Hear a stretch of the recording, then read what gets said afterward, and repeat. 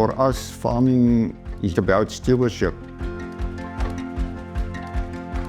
Taking care of our land, it not just belongs to us, but to the generations after us.